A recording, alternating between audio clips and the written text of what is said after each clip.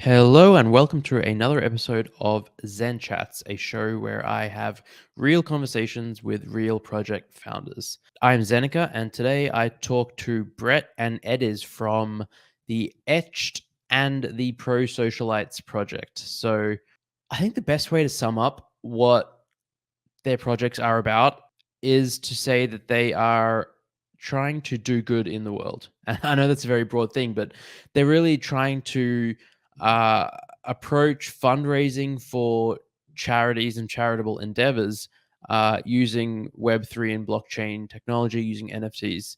And they started on their endeavor over a year ago. So like back in 2020, before most people even knew what NFTs were, they were thinking about this already. And that they've put pen to paper actions in motion, and they're well on their way now to. So they've already launched Etched, their first platform, and now they're launching a collection of NFTs, Prosocialites, which we're going to get into on the project. And they're also hosting a Meta Gala, which is a fun play on the Met Gala.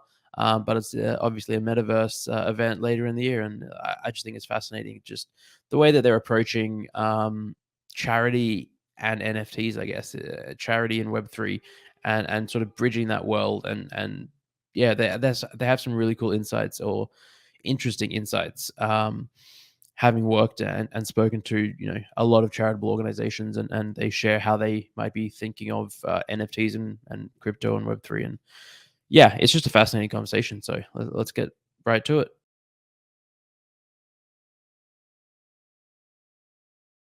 All right, hello everyone. I'm here with Brett and Ediz. Sorry, I just think of lettuce. Let's try that again. All right, hello everyone. I'm here with Brett and Ediz. All right, we're good. And now my dog's here. This is a good start, guys. This is a good start. Yeah, I agree. All right, hello everyone. I'm here with Brett and Ediz, two friends of mine that I've known for a little while in this space, working on just honestly a really fantastic project or couple of projects, and we're going to get into that. But Brett, Ediz, how are you? We're doing well. Yeah, happy to have you both here. Yeah. So we first got put in touch. It's like 5 months ago. Time is so weird. Through a mutual friend, and you were working on a project called Etched. So do you want to quickly run over what Etched is? Yeah. So Etched was an NFT platform that Brett and I launched, and the idea, or it still exists, the idea is to give charities a place to launch their NFTs, and it was kind of born more so from like the storytelling and like depth of meaning to NFTs and just purely charitable purposes. To be honest, like when we started building it back in the end of 2020, what we saw missing in the space was this like NFTs that had deeper storytelling around them. So our idea was to put full production content around every release we did, and we partnered with a creative agency to do so. And then that just kind of had this natural progression towards charity, because when we started getting these stories from the people we were doing NFTs with, it felt like these are such compelling stories, and these NFTs should be more than just ways of like earning dollars for sometimes celebrities that don't even need it. So we wanted to actually push the funds towards the causes that they cared about, because a lot of their stories were revolving around these important issues. Yeah, also at the time that we raised the pre-seed round and started building the platform, not a lot of people knew what NFTs were. So storytelling was sort of an answer to that question too. Like we need to sort of infuse meaning and context into these things to explain why you need to own them, and why, in line with there being permanent on the blockchain, like why it will sort of retain value over time. So I think that's still true, even in the market today. It's only been like a year, but storytelling is still a big part of it. It's just sort of the mediums or the media through which the stories are told has changed. We've really seen the power, it almost sounds trite to say at this point, but of communities. And in a lot of the conversations that we've had with charities and nonprofits, they are looking for ways to access younger support bases, and Gen Z and millennial donors, particularly as a lot of the traditional givers are aging, or when galas and a lot of kind of traditional fundraising tools are maybe not as kind of productive as they used to be. So I think NFTs, and we're still kind of figuring out exactly what the recipe looks like, but NFTs and the communities that they sort of foster and connect also provide a really cool use case for charities, and not only for like one-off campaigns or fundraising events, but like a sustainable donor base that'll kind of help charities remain relevant over time. Yeah, I mean that makes total sense. I mean, especially the point about how, the gala thing. Like when you think of charities and charity balls and galas, it's like to me, I still think of old people or older people, Yeah. older generations. Not to be dismissive or derogatory or anything, but that's just the mental picture that I have in mind. You just don't think of young kids wanting to. I mean, people might want to donate to charity, but like in a more native way to their generation, which used to be balls and galas, and now it's online. It's this blockchain, it's this digital world, and one way we've tried to help them wrap their heads around it is explaining to them all this effort that they put into these galas, and all the stuff that they're auctioning off and they pull together from donors would be an incredible utility for a PFP. Could you imagine if there was a PFP out there that gave you all these things? So we're telling them, you put all this effort around one event, but you could be building a community of 10,000 people who are, your supporters and your mouthpieces on social media. And you could just have this year-long donation base. And giving is global too. Galas are sort of geographically constricted, and only accessible to usually the region where the foundation exists. Giving online, and as things kind of increasingly become metaversal, like giving in those metaversal spaces is instant, it's global, and you don't even have to like leave the couch to do it. Yeah. And it's there's obviously benefits of NFTs and of smart contracts as well, like the transparency around auditing that have some really cool charitable use cases as well. Yeah, I mean, it seems like we haven't even scratched the surface yet of NFTs and just of Web3 blockchain technology in general, and charities and charitable giving. So it's going to be an exciting decade, to say the least. When was it, like timeline wise, when you had the idea and decided to launch Etched? Well, we have, it's kind of an interesting, it's a long, windy road, I guess. And, really the very first iteration of this was actually like art on canvas. And that was like back in mid 2020. We were linked up with Micah Johnson, who you probably know through like the Aku chapters he's released, and he's done like an incredible job in the NFT space, but he's a former professional athlete turned artist. And so we got linked up with him and Brett's college friend, who is a baseball agent. And this baseball agent said, I have all these guys sitting around, and social media is not the promised land that it would be for monetizing, allowing these guys to monetize their followings. And there's got to be a better way. And we brainstormed, and with Micah, we kind of came up with this idea about like storytelling, and we turn it into art, and then art becomes something that we can, either auction off for charity or turn into, memorabilia, or just gives them another revenue source through their stories. So, taking their stories and monetizing those in a good way. Like monetizing might have like a negative connotation, but like in a genuine way, creating something that's like deeply important and personal for the athlete that could then be sold. And after we filmed the pilot episode, Micah was like, guys, I'm in this thing called NFTs, and this is perfect for that. It's a way for them to tell their story and turn that into art that people can collect. And so like around like mid to later 2020, we formulated the idea and raised money at like the end of 2020 and started building the platform. End of 2020. So that's early. Like, yeah, our first meetings with our first meetings were really like educating investors on what NFTs were. And then there was this period like right when we started fundraising that it was like everybody just wanted to throw their money in. They didn't even really know. It was just such a buzzword. And then we saw the art boom happen. and the art boom collapsed, and then we saw the advent of PFPs, and it's just been like crazy to try and keep up with. Yeah, I'm remembering a slide in our initial pitch deck that was kind of getting at market sizing, had Beeple's drop on Nifty Gateway, which I think was like December of 2020, and I think it did like $3 or $4 million, and that was like the mind-blowing stat that we sort of, you know, had the hockey stick chart on. You know, obviously had just no appreciation for how kind of crazy it was going to get. I don't think anyone could have seen this coming. Yeah, I definitely didn't, because I sold a LeBron like Series 1 Top Shot card for, you know, $90. That was worth like 20,000 a couple weeks later. Yeah. So we're those guys. Yeah. Well, I think everyone has those stories that they're like sure. this, and then it just went on to be ridiculous. So yeah, been around a while. The idea's been old. With Etched, what NFTs have you launched so far? We've done so the first one we did was for the Hockey Diversity Alliance. So they're a group of former and current NHL players that have an initiative to increase diversity representation in the sport.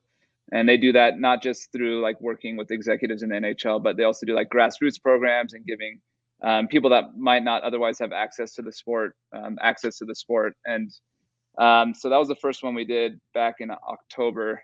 It took us a while to build the platform, and then we did a launch or two like elsewhere on like Maker's Place. So in October was our first one, and we were able to raise like about 85K for them, which is I think the biggest private donation check they've ever received. Most of their money comes from corporate. So yeah, that's awesome. And then I know that you're working on something called Prosocialites at the moment, and that's coming out soon. Where does that fit in? Is that connected to Etched, or is that a separate project itself? Yeah, so we have the fundraising platform at etched.co now.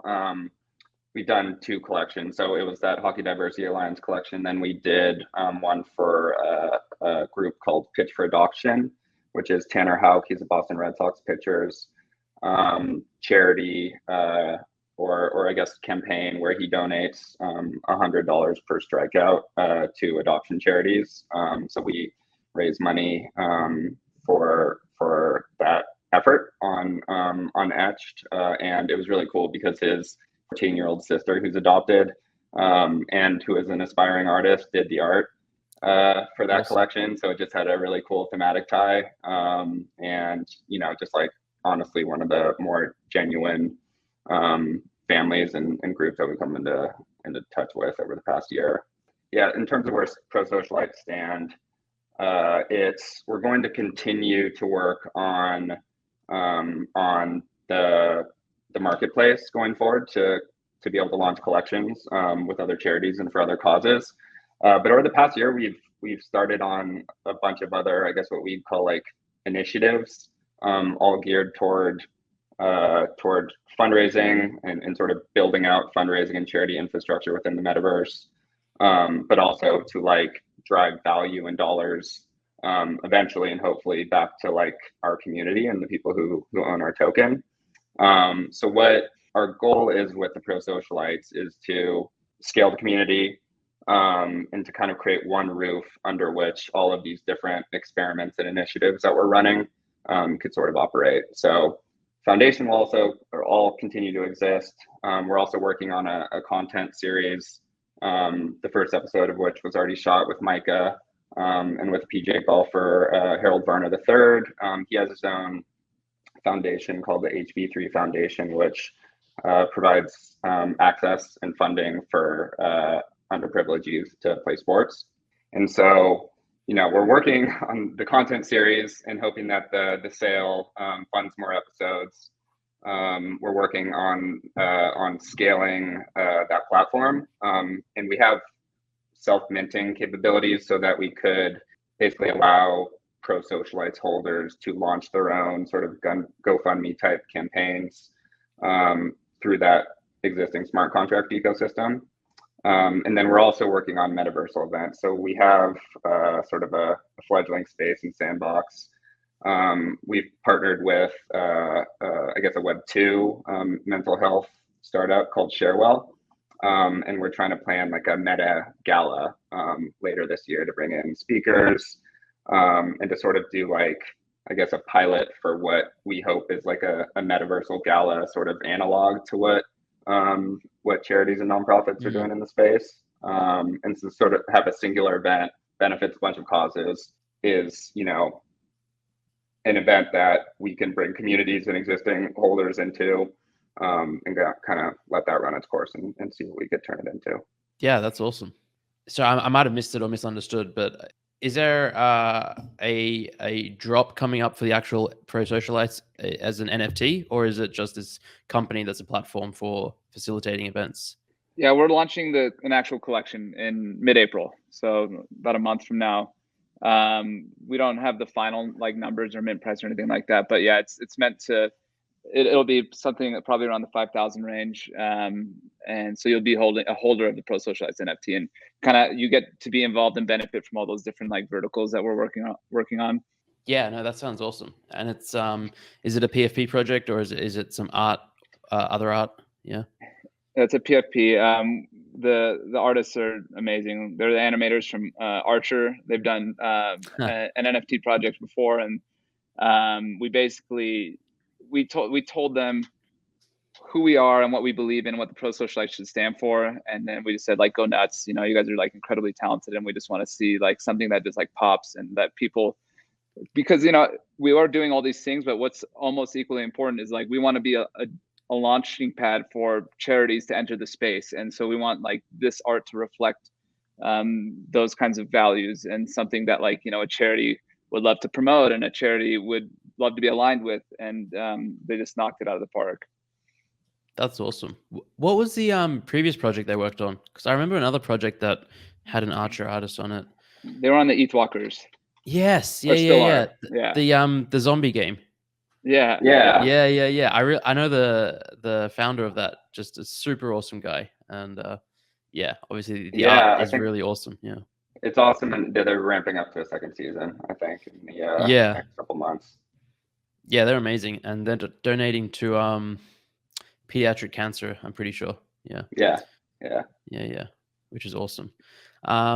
So what is let's say the longer term vision for Prosocialites, like a couple of years out? Where would you love to see it? Yeah, I mean, I think you know, the brand thing is always tough to just say we're building a brand, and I think that that's not necessarily like what should be like the overarching goal, but what we want to really be is like a launching pad for charities that are entering the metaverse. And so I don't know if you know the project like House of First, but they bring. No. I love what they do because they bring like artists that have not entered the space yet and launch their PFPs in collaboration with them. And so it gives that like these artists that might not know how to join the space or get a voice in the space this great, you know, launching off pad. And so we could do the same thing for charities. There's a lot of, it's difficult for them to move quickly and to modernize the way that they work. Like the boards are generally, it's just the nature of the way charities are. Like the boards are generally older. They have guys that have retired and have more time and more money. And so like new technologies are hard to adopt. Like the conversations that we have, it's like you talk to the younger directors who are all really excited about it, and then they got to go pitch it to the board of directors, and they kind of don't get it, or they're nervous about the brand risk there, and sometimes it falls apart. But if there was somebody like us who has this track record of success and, you know, doing good work in the space, and it's like we can hold their hands and bring them in, and, you know, deliver value to our NFT holders while at the same time bringing these great causes into the community and into like Web3 is really like our goal. How do you see the value coming to the NFT holders in that sort of scenario? It could be simple stuff like access to all the things that these charities would give to their big time donors, you know, things like that. But, you know, really also just being aligned with, like, let's say we worked with the American Cancer Society, or these big time charities are coming and doing things under our umbrella. Like, how great do you feel when you're a Prosocialites holder, right? And you're one of the 5,000 people that belong to that community. Yeah, no, it definitely sounds awesome. Yeah, we're also exploring ways to monetize the content series, which is actually why I was listening yesterday to your episode with Jenkins. And they've given that so much thought, you know, and we've had some conversations with our production agency on what it would look like sold as a show. We're still trying to figure out how the kind of numbers work such that we can distribute money back to holders. I think if we succeed in building a brand or whatever that kind of entails, to where we can be an entry point for existing brand collaborations, I sent a note to Buick a couple weeks ago because it's part of Harold Varner's video that we shot with him. His dad would pull up to the 13th green every night after he got off of work and shine the light on Harold from his Buick LeSabre to like allow him to practice. And I was like, that would be such a cool sort of Web3 partnership to create. Yeah. Maybe there's some monetization opportunity there, who knows? Yeah. But I think we would love to position ourselves to be accessible to mainstream companies who like see, we've talked to a lot, who see the opportunity in NFTs, but don't necessarily get what their entry point is. And so if we could sort of be that entry point, as I think you've really done a great job with, as far as like education and accessibility is concerned, then I think we want to become that. Yeah, no, that sounds awesome. I do think also, it's hopefully what we're trying to do is going to be good for the space. There's been like this whiplash effect that we've noticed where the onset of NFTs was so sudden and so just, I don't know, money oriented. And then there's all the kind of environmental talk that came up around it too. And so when we've posted stuff when some of the charities have posted stuff, you'll see a lot of negative comments from just like the general public. And so we're trying to help be a voice that shows that like, no, it's not just all about money in this space. Like it's about community, and there's a lot of innovation and great things happening in the NFT space. You're just not really seeing it.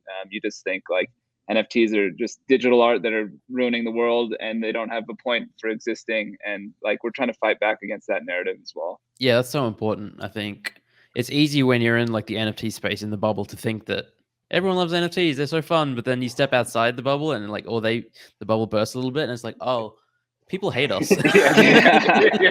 Yeah. It's I think for me, the very first time I really witnessed that was, I think, when Discord announced they were going to incorporate NFTs into their platform. I remember that. And then they just had so much backlash. And then they were like, they backtracked and were like, we were testing it. We're not actually going to implement it.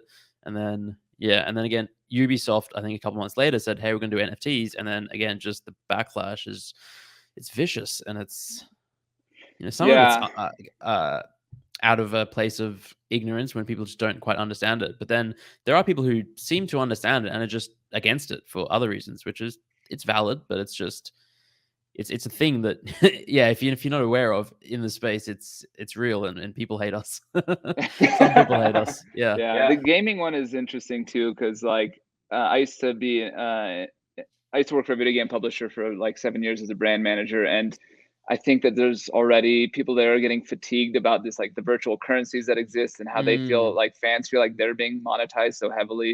It used to be you just buy a $60 game and then you play it forever, but now it's like this live economy where they're constantly trying to get that extra 10 cents, 20 cents from you.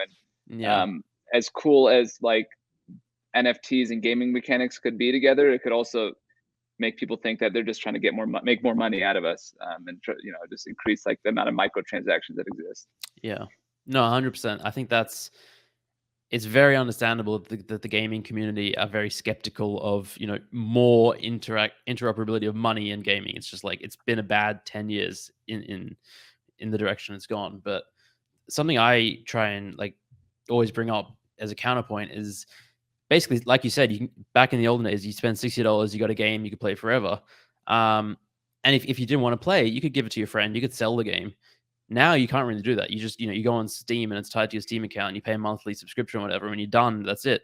With NFTs, you could theoretically, whether it's sell the actual access to the game as it's a pass, or just sell the assets or give to a friend, and then it's really going back to how it used to be in a kind of cool way, I think. Yeah. I remember GameStop made a fortune on used game sales. That used to be like what really brought them onto the map, right? Yeah, 100%. So are you at a point where any charities are approaching you, or is it very much you're going out talking to them and trying to convince them that there's value here? I would say most of it has started with charities approaching us or being introduced to us through our network. But then, especially for the bigger name charities, it eventually turns into us sort of like going the other way and saying like, okay, how do we get across the, the last mile? Because I do think you sort of run into some of those either like bureaucratic kind of issues, or there's also just a lot of work. I think you've seen with a lot of celebrity drops, like building a community, and it is like running a business, and a lot of organizations who either don't have full-time capacity, especially nonprofits, who kind of have a ton on their plates already, really have trouble handling things that aren't like augmenting their existing processes already. So I do think there's a world where there could be sort of a space for like a community of communities. So like one singular hub where all the good causes sort of live, and where, there's kind of a DAOI type aspect of this where like communities can sort of dictate where the attention goes and could sort of like, they could sort of represent the collective on the whole, which I think we'll kind of see fleshed out in some world in the future. And there's also a lot of like Web2 companies like GoFundMe and Amaze, which are doing a really nice job of spotlighting good causes, and also still being for profit. So I think if we could sort of sit somewhere in that space too, because that, you sort of drive value back to community holders, and I think we'll try to find that balance. Yeah, something I've heard more and more, I guess, over the last few months is the concept of you can do good and also do well. It's like they're not mutually exclusive, and totally some of the most successful organizations that do good in the world, are not for profit. That they can do well for the people who built it or that support them and all that kind of stuff. Yeah. I listened to this podcast a while ago about like altruism, and the guy was basically talking about how a true altruist, like somebody that really wants to help the most, let's say it's Bill Gates and while he was still working, or like Elon Musk now, like the best thing you can do is to keep working. Instead of dedicating his time to any charitable purposes, he should try and amass $1 trillion so that he has $1 trillion to give, because that's how he's going to have the greatest impact. Do what he's really good at. So that doesn't exactly one-to-one relate to business, but we feel like, a for-profit model makes a lot of sense, especially with technology, because you can build something bigger, right? And technology solutions require you to scale, and we can increase the size of our community and write a bigger check at the end of the day than really just doing like kind of one-off drops with charities here and there. Yeah, no, 100%. I really agree and resonate with that approach for sure. When it comes to I guess talking to charities or any organization, you mentioned how there's like backlash and bureaucracy. What are like the main arguments against this? Is it the environmental stuff, or is it something else? It's kind of changed, to be honest. I think at first it's just scary and new and they don't get it. The environmental thing hasn't directly come up, but I think now what we tell them, we're pretty upfront with them, is just like it's a lot of work. It's not like you don't get to just put something out for free and make a bunch of money off of it anymore. There was like 2 months where it felt like you could do that. But we said, August. But like, we said, you dedicate you have a full-time person on social media. You should have a full-time person on Discord and managing this community if you want to do this right. And I think that they run into issues with like resources. And Brett, I'm trying to think what else, like, what are the reasons has it not kind of come to fruition? I mean, you're right that it's changed. I would say that now it's probably a factor of like, or at least partially informed by uncertainty around how much like money it could generate. Like for larger charities, like you could throw a big event with celebrities attached and make millions of dollars. For some charity campaigns, it just isn't enough to really turn the dial, especially if there's some sort of perceived brand risk. I just mentioned during the HGA collection, there was a lot of like Twitter backlash against the environment and things like that. So I think even if those concerns don't necessarily get voiced to us, they're felt. You know, I think too, as we talk about metaverse stuff, there's still a narrative around the metaverse too, on like, is this good for us, or is this sort of a dystopia Ready Player One situation that we're creating? We think that there's a ton of opportunity to like foster and facilitate human connection, because we'll be able to like have real conversations with people from anywhere around the world. But like, I think it's sort of on us to like, as in the like the broader space, to kind of help shape those narratives and to kind of onboard people who may not kind of see those aspects of things in these early days. You should see some of the pitch decks we put together for these charities.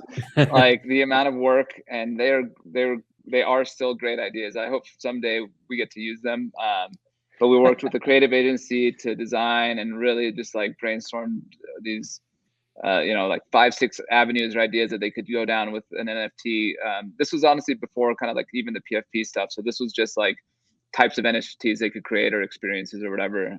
And it was always kind of like the same pattern. They loved it, and then it would get to a certain level, and it would just kind of like they just didn't want to take the leap and follow through. And also the space moves so quickly that it's like if one thing was working or popular back then, if you wait 2 months, then it's just not. It's too late, Yeah. It's crazy how quickly just the narratives change and the meta changes and all of that. I mean, to be considered to be considered like an expert just because you've been doing something for like 1 year or like 15 months, It's so ludicrous.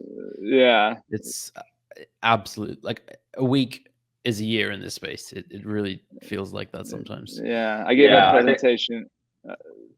I gave a presentation like a week ago to a group of women. It's like women in investing. It's them trying to kind of gain financial freedom and learn about stuff like investing in stocks or crypto. And so they did like a crypto segment, and then they wanted to learn about NFTs. And so I spoke for an hour, and they had a ton of questions. And I realized like I have been doing this for a while. I've only been doing it for like I've been doing it for a year and a half, but like I have answers to all these questions. I can tell you about the whole arc, and I've seen it like the art boom and the Top Shot boom and the PFP boom, and so it's really interesting to compact all that into like an hour and teach it as like in an educational way, because it's the strangest thing to explain this space to somebody.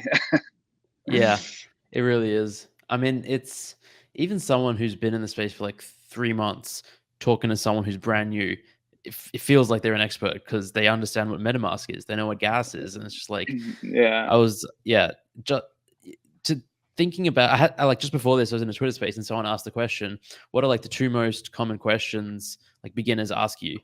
And I sat there for like 10 seconds, and I was like, I can't think of it because people have like 50 questions. If there was just like 2 or 3 questions everyone was asking, it'd be great. We just have a website that had the answers. People would go boom, and they get it. But there's like 50, there's 100 questions all across different spectrums and areas. And it's like, that's why the learning curve is so steep. It's insane.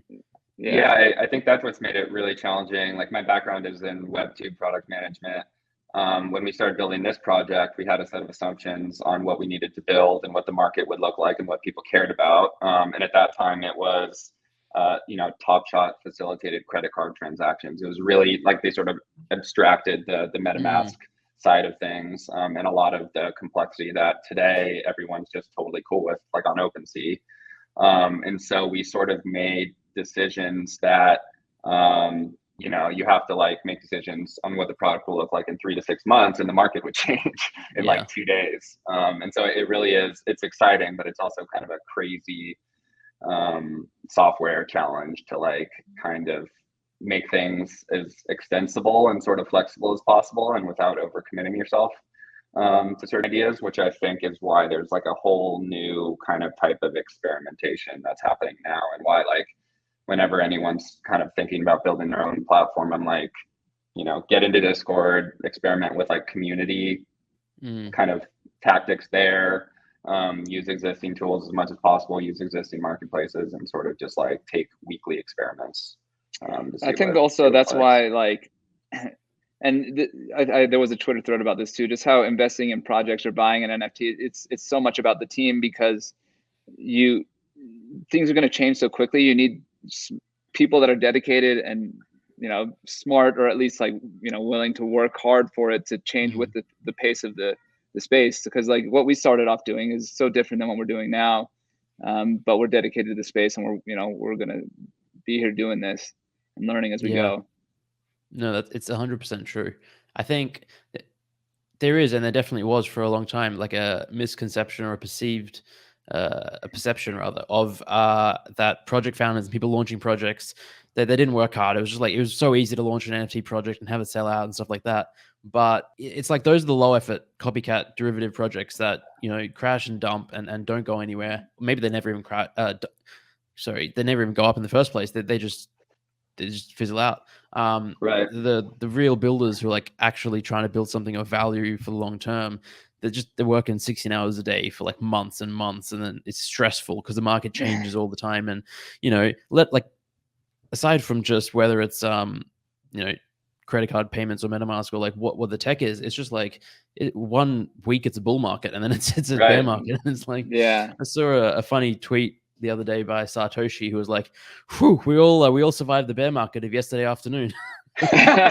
Yeah, which is so true. It's just, it's mental. Yeah, we're thinking about like mint sizing and mint cost now, and even that feels like, we're asking ourselves questions like, what is the actual community size we need? Like, what is the actual like resources we need to like kind of scale the team in the ways that we need to?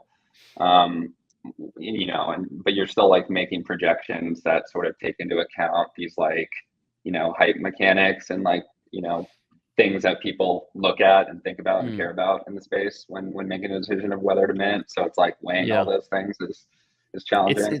It's an impossible job. Just 2 days ago, I think it was, this project, Martian Premier League. So I'm a fan of it. It's a great project. They minted, and so they had 10,000 NFTs for sale, and they ran some projections. So they had like a pre-sale access list, and if you're on that list, you could mint 3. And then they said, all right, we think not everyone's going to mint 3. Some people will mint 1 or 2. Some people won't mint. And then they ran some numbers, and it was a bear market, and they were still being quite conservative, but they were like, there's no way 85% of people are going to mint 3. And then Yuga Labs buys Punks and Meebits, drops ApeCoin, the whole market explodes, and within like 24 to 36 hours of like launching and changing, like it's just like it sold out, and they were oversubscribed, and like they were like, we're really, really, really sorry. We could not have, like, it was a bear market. It was the last month. It just changes. It just changes. That's why I have so much compassion and empathy for mistakes made in the space, and when other projects like, especially like minting kind of flips, because it's just so easy to do. Like smart contracts, the scary thing about it is that like it's permanent. So once you launch one, you can't really change it. So you're making these like permanent decisions based on information that you're like getting on the minute. It's like, it's weird. It's so crazy. Yeah. I want to bring it back to the Meta Gala. You mentioned it before. What can you go into a bit more detail? Like, when is that going to be, and what kind of Metaverse event is it shaping up to be like? Yeah, we've always loved this idea of bringing like a Met Gala type vibe to the Metaverse, and doing kind of like the first black tie type fundraiser in the Metaverse. And there's all kinds of really cool ways in which you can raise funds for charities through that. You can have one-of-one like wearables made that are branded with charities, and it's like a flex if you show up and the guy's like, wow, that guy's got the $10,000 like right, like this, and each project can have their own wearables, and so you can go and represent your project at this event. And it could be so much fun and so good for the space. And that's something we're working on like towards probably late fall, and we want to partner with as many projects as we can and make this, because it's all about community. Overarchingly, we want it to be in support of like mental health awareness and mental health charities. We think that's a hugely important narrative when it comes to the Metaverse, because we're going to be spending more time online, and we're going to be spending more time in virtual spaces. And if we don't start asking the questions now, and if we don't start thinking about this stuff now, like, it could be bad. We think social media is a good example of that. It wasn't, these kind of warning signs weren't taken seriously, or they weren't like, the product is not changing, even though we know for a fact that it is having some negative consequences for younger people. And so let's like learn from that. And why don't we build at this early stage when we have the capacity to really like mold the product? Like, let's make this the conversation. And so that's what we want the event to really be about. No, I love it. I think it sounds brilliant. Yes, but you make a really good point about, mental health in this space. I mean, in the world in general. But we see it all the time. Just like we're hit all the time by like FOMO and regret and anxiety, because it's just constant anxiety of like, and fear. It's in the words. There's a fear that you're going to miss something, that you're always missing something, and there's like a pangs of regret and sadness when you do miss something, and it moons, and it's difficult to reconcile, and it's only going to get worse. Yeah, and those things are like, they don't go away. Like in terms of there's a constant reminder out there. Like, I don't know, if you missed out on buying an ape or something, it's not like you forget about Always that. there. Yeah, it's always there. It's wild. And brains are just illogical beasts. They're just, yeah.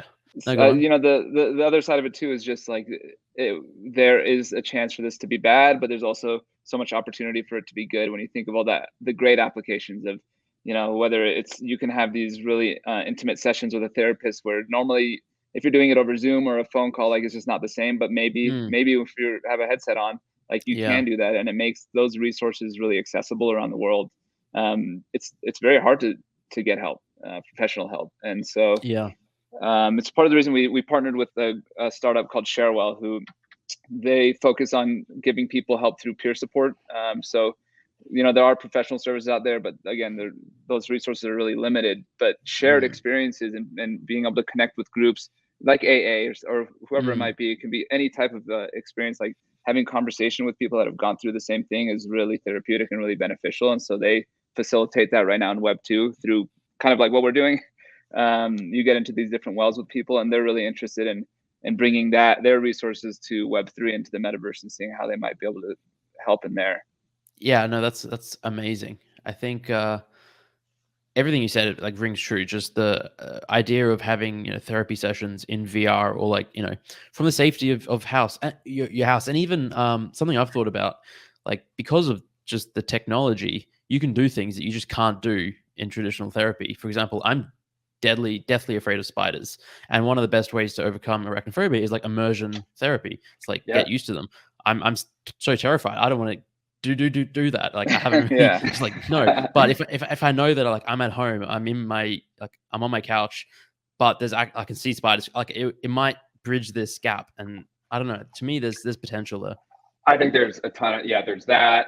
There's like accessing mental health care in the U.S. is challenging and expensive.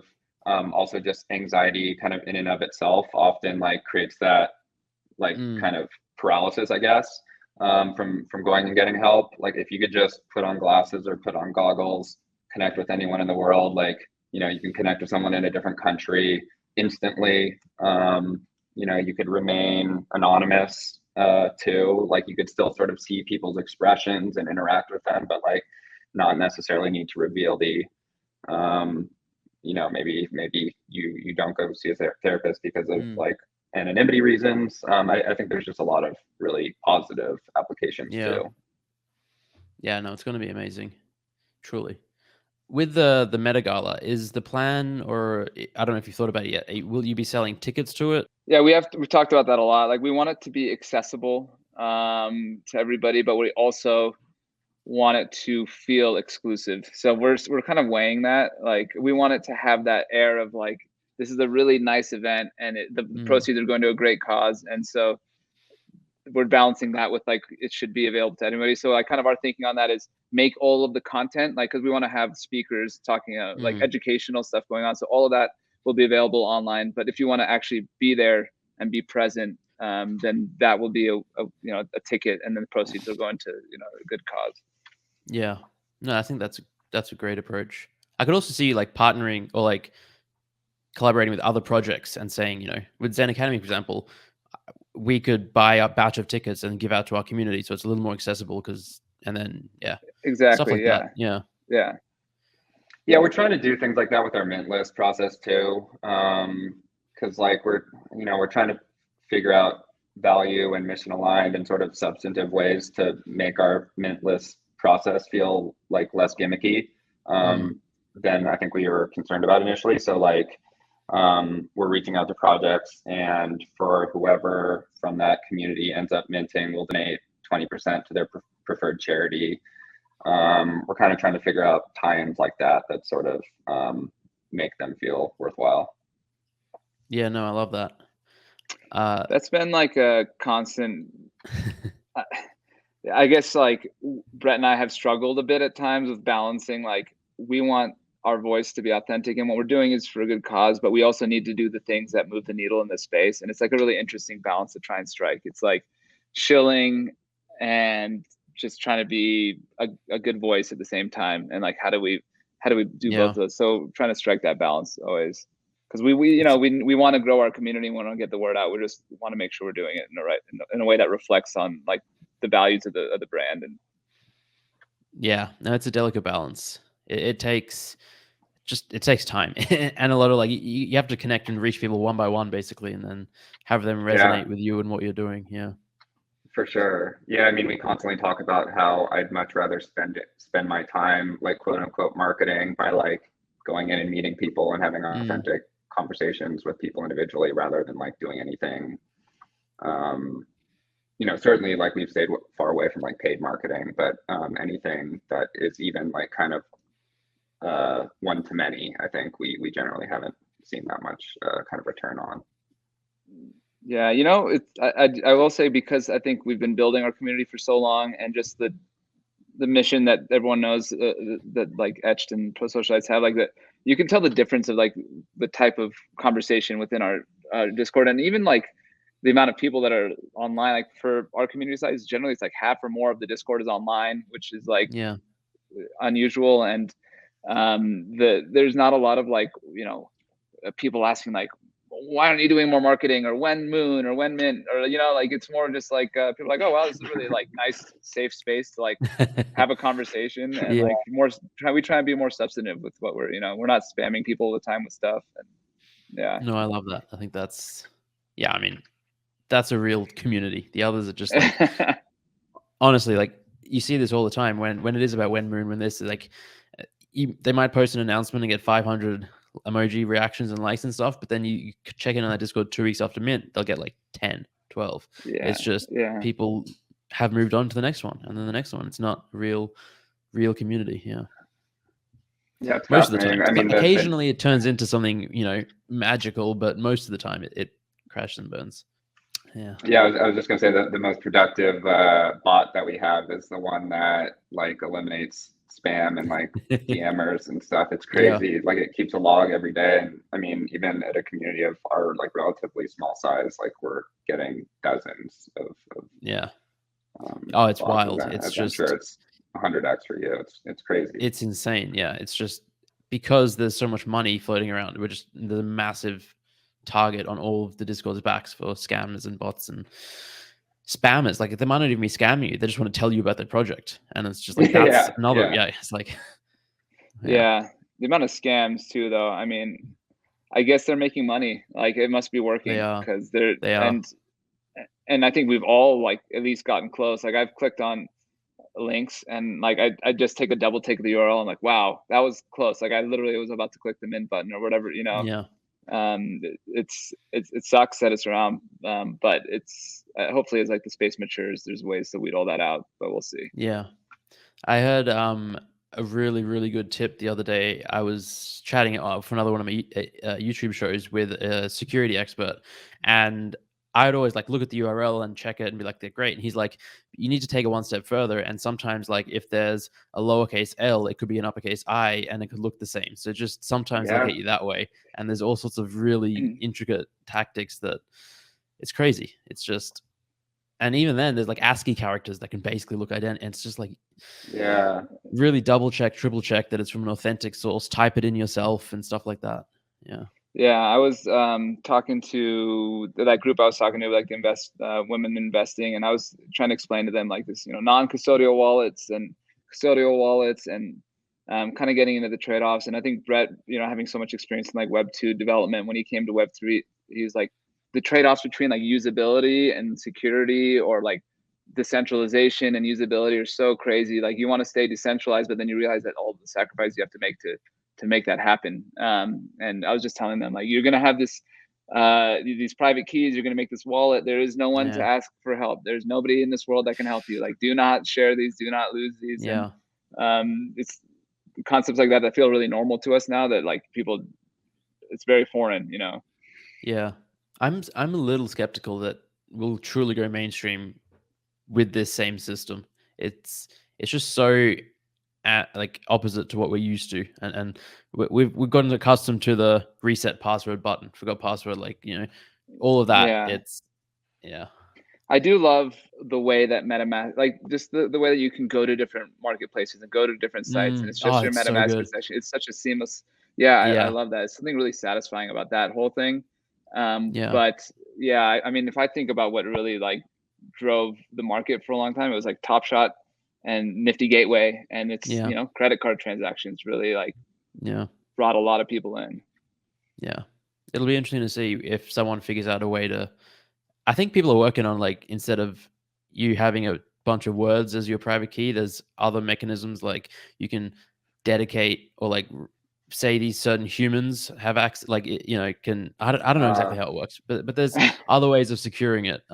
If you say you trust certain people, then they can help you get back access if you lose it. I don't know. I'm not smart enough about any of this to really know, but I'm just skeptical that mainstream adoption will happen when, you know, we've all seen all the memes over the last year, you know, with Bored Ape Yacht Club. There's like, what's the easiest way to like scam a Bored Ape? Just ask them for the seed phrase and they'll give it to you. It's happening all the time, and it's because a lot of people's first introduction to crypto is through NFTs.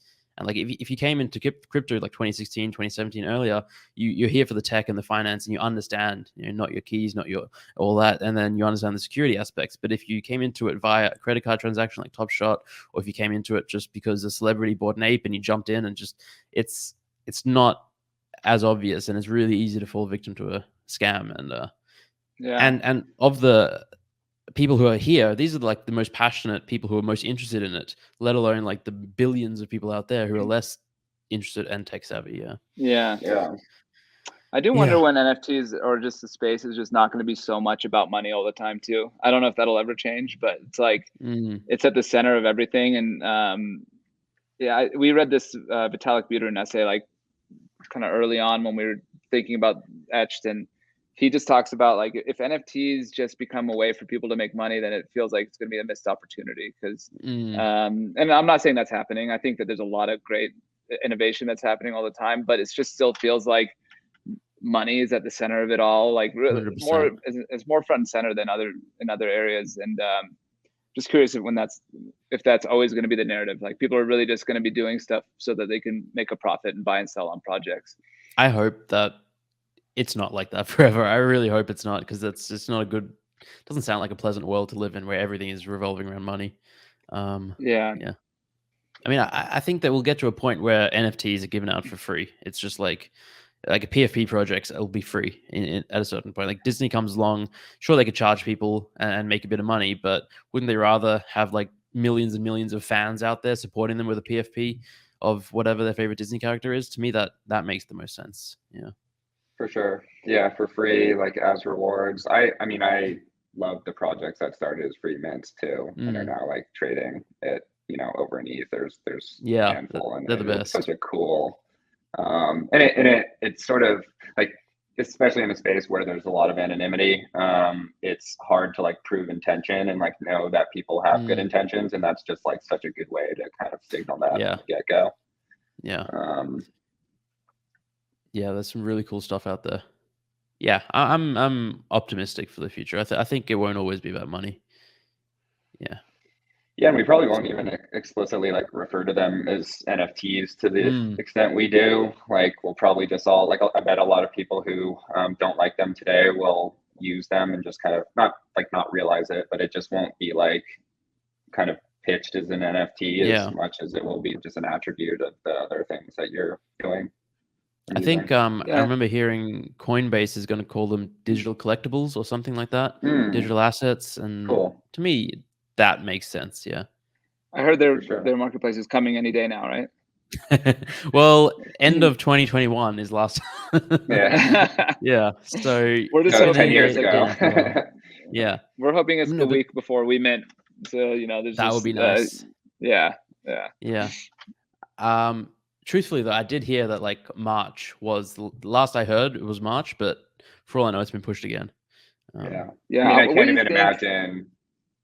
I was just gonna say, I can't Yeah. even imagine like how they're evaluating coming in, and Mm. like, you know, that it will be so scrutinized too that I'm sure there's just a ton of product complexity Yeah. that they have to deal with, and marketing and everything else, because like the space is so like launch dependent. Like you know, projects recover, but a lot of them are judged like disproportionately, I think, based on like day zero. Yeah. So I'm sure that's just a ton of pressure. I'm curious what the holdup is too. Like, I wonder if it's technology, or if they just don't know like how to approach this, or if it's something else. You know, if it's like they don't feel ready, there's too much risk. Like, I'm curious what it is. Yeah. I'm guessing it's a mix of both technology and not having the marketplace running the way that they want to, because it's not easy. If it was easy, someone would have made a better OpenSea by now. It's just Yeah. Oh like a yeah. much better OpenSea.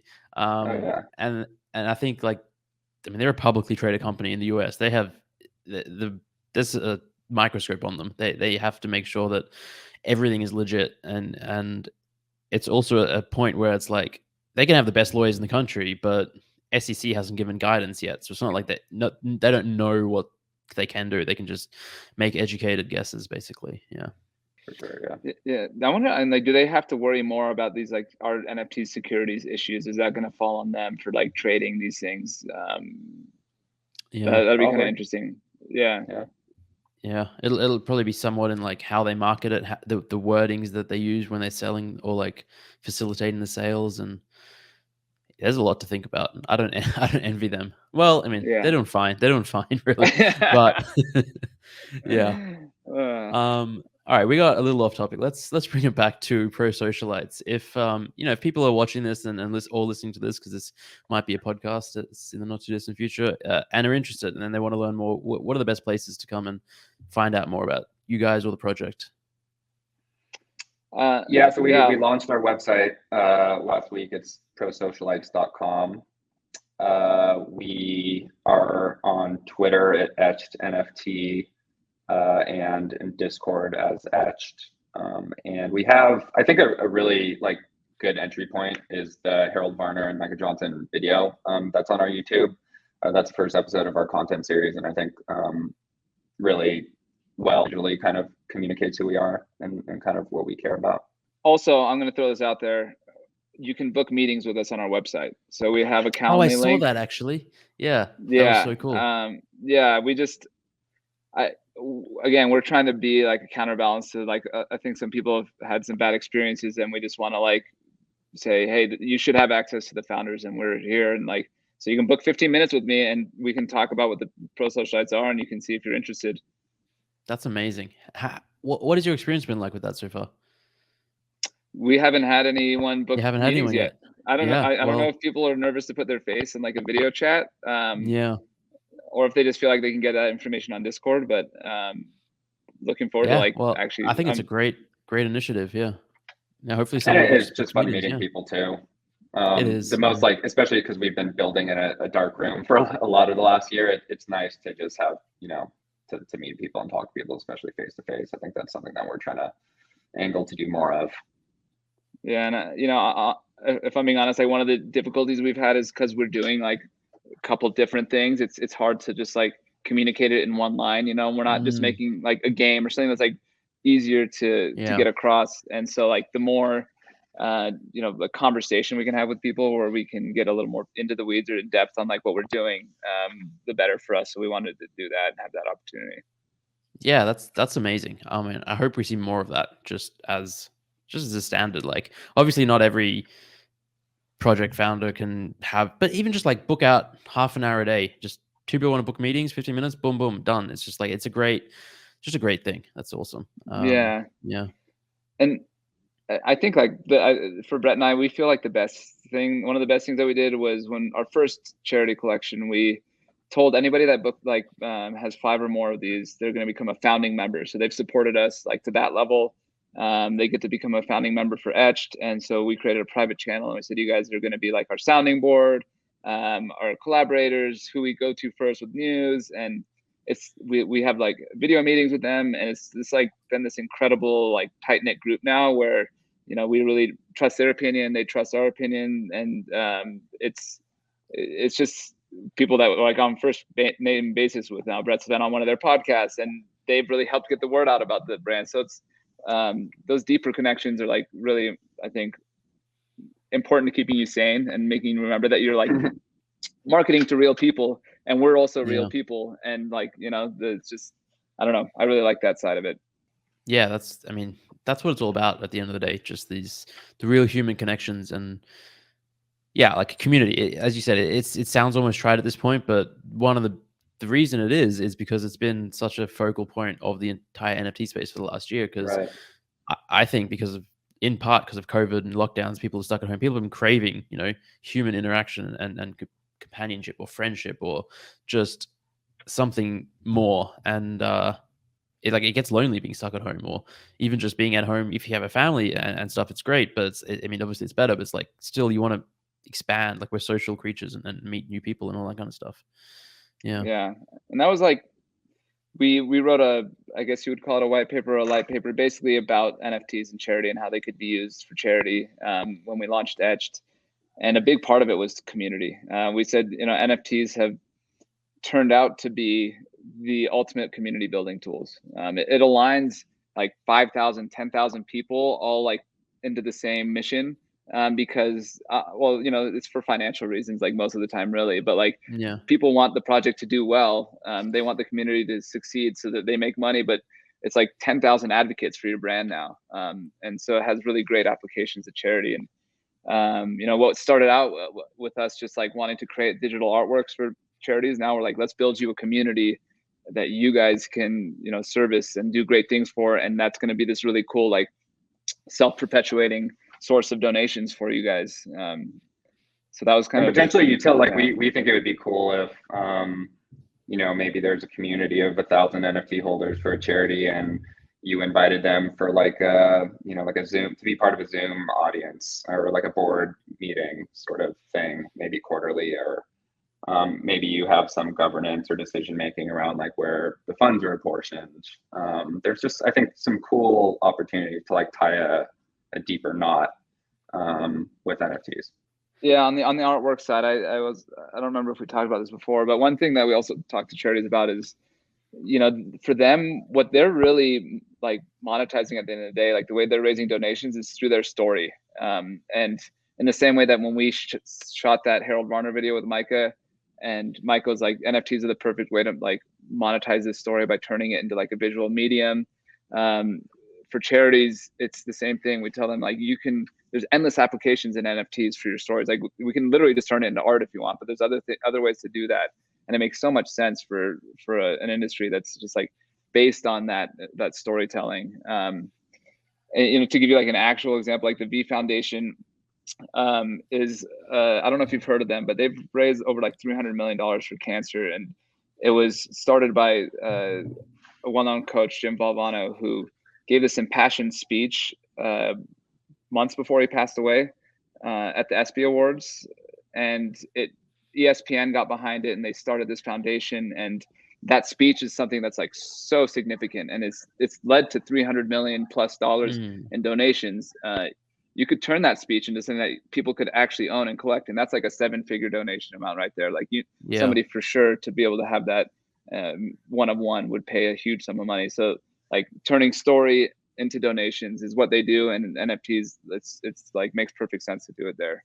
No, 100%. I think we're seeing now more the just the projects that get that are seemingly the most successful ones, like the ones who can build a story, a world, a narrative, universe, lore, all that, and resonate with the community members and fans basically on an emotional level and a human level. Is like that's where like this long-term success, that's where this brand building comes from. It's not strictly from the art, it's not strictly from the roadmap or a game or the money. It's like it's all of it. It's like this, it's stories. It's like Taylor's all the time. It's stories. Yeah, I listened to that the interview you did. I forget his name, but he was a franchise developer at Disney. John Rogers. John Rogers. That was great. Yeah, he's he had a lot of made a lot of really good, interesting points about like brand building and but you're starting to see how like some of these projects that are turning out to be like cream of the crop, like World of Women, and like the types of collaborations that they're able to pull off with like huge name brands. And so that's the potential is definitely there if you curate your brand right, and the ones that are doing it well, it's like they're seeing a lot of success. Yeah, 100%, 1,000%. I think we're going to see more and more of that as time goes on, and it'll be telling, in a few years from now, which projects place the focus and emphasis on storytelling and world building, because they'll be around, I think, and the ones that don't, most likely will not, or they'll struggle. Yeah. I went through the rarity tools, like when I was giving that presentation to those to the women's group. I went through the rarity tools thing, and I just started scrolling down. I was like, here's 700 projects, and their names are all over the place, and it's like, this is what you're trying to learn how to sift through. And I'm not gonna be able to teach you that in an hour. Like, get into our Discord or our alpha group and like start learning there. But like, this is it. You have to be able to like click into this, understand what all this means, be able to like look at their website and get a vibe for like, is this, something long term or what's going on here? And it's like, again, like I was saying before, the space is such a trip sometimes to explain to people. It's wild. It's just, and again, we're in little bubbles. Like, it can be difficult to understand like putting ourselves in the shoes of someone who's brand new. I was at dinner a couple of nights ago talking to a friend I hadn't seen in a few months, but he knows I'm into NFTs and stuff, and was asking a little bit about it. I was advising on a project. And he was like, "Oh, so are they doing like are they selling tickets or something?" And like, "Oh no, they're probably going to do like a standard, like a PFP drop, and maybe they'll do retro games." And then went on for like 20 more seconds, and then my fiance Rachel, who's also there, asked him, "Do you know what PFP is?" Because he was just nodding, and he was like, "Nope." And I was like, I just think that everyone knows what a PFP is, but it's not a common Well, you see, a PFP, it's when like a random animal and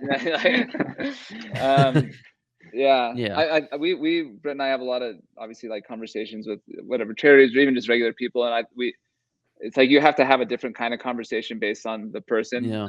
Like at the surface level, we tell people, like, if they ask what we're doing, we're like, oh, we help charities make money in Web3 or in like the NFT space. But then like for somebody, like when we started getting into like the hows and like the Prosocialites and all this stuff, it's like, it is really dense and it's a lot to take in. But that's kind of like our one liner. That's kind of easy to understand for people. Yeah, I think it's always important to have that. Either it's one liner or it's a elevator pitch, because once you start unraveling threads and explaining, it's like an hour goes by and people are really confused. And it's a real talent, actually, a skill to be able to distill a project into a 30-second pitch. We had two friends of mine that are in real estate, and they booked some time with Brett and I because they wanted to learn what applications NFTs and Web3 could have to like the real estate industry. And like the first meeting went by, like an hour went by, and it was just like surface level education from us to them. Like we had to book like another meeting to like we couldn't even really get into any of the ideas because there's so much to catch them up on, for them to understand and get a grasp on. Like with real estate too, it's like DAOs and just like the sales that have happened where it's like an LLC that owns a building and the LLC's like fractionalized and made into NFTs and all this. It's crazy, just crazy. All right, well, I could talk to you both all day. I'm having so much fun, but we have to wrap this up at some point. Is there anything that we haven't touched on that you want to talk about with Etched or Prosocialites or anything really? No, I don't think so. I did want to say thank you, actually, because we have had a community director manager join our team over the past couple of weeks, Michael, and we found him through Zen Academy. So amazing. Going back to what Ediz was saying about community, it's just people who we would have had really no pathway to meeting otherwise, but who we now love working with, or who are a part of our community that we really appreciate. So no, I love that. I love to hear that. It's fun to kind of create those connections. This Web3 space it's full of win-win-win opportunities, honestly. Like, people are so happy and helpful and willing to collaborate and work together. I love it. That is one thing that's so true. Just like from the beginning, when we were just learning like and developing our platform, it was so easy to just ask people questions, and everybody was so willing to help. And we had phone calls with people that we thought would be unreachable, but they're just like, everyone's like, they want the space to do well and succeed, and it helps everybody. Yeah. So it's really collaborative. 100%. And I think that everyone, it's like we all remember it was not that long ago that we were in that position, not knowing anything or how to do anything. It was just like, in some cases, it was 3 months ago. And it's just like, yeah, wild. Our first phone calls with like the developers, I remember I was like, because Brett, at least, he got a grasp of all this stuff pretty quickly because he has a developer background. But for me, I was just like sitting there kind of head nodding with while they were talking about smart contracts and all these. They were asking us questions about, like, and I'm just like pretending I get it. It took like months of really like honest, like took months of really engaging with the community to feel like, okay, I understand all the terms and what everything means, and getting a good grasp on stuff. Yeah, it's not easy. It's getting, I think, easier bit by bit. Like the resources are getting better, and the tools and the platforms and user interfaces are slowly getting better, but it's definitely not easy still. All right. Well, thank you so much. This has been wonderful. And for anyone that wants to find you or all the projects, we'll put links down in the description below to all of the Discord, the website, YouTube, Twitter, everything. But yeah, thank you so much. Yeah, thanks for having us. Thank you. I appreciate it. It was fun to catch up. Yeah, we'll have to do it again. Maybe closer to the Meta Gala. Yeah. Let's do that. Let's do it. That'd be cool. All right. Thank you for watching. If you enjoyed that, then we have links down below to all of the content. You can go find Brett and Ediz on their Prosocialites site and jump into their Discord. Follow them on Twitter. Find out any information that you might want. Keep an eye out on the upcoming drop and the Meta Gala later in the year. And then obviously all of my content, usual links are down in the description below as well. So yeah, have a wonderful day, everyone. Like, follow, comment, subscribe, etc., etc. Take care.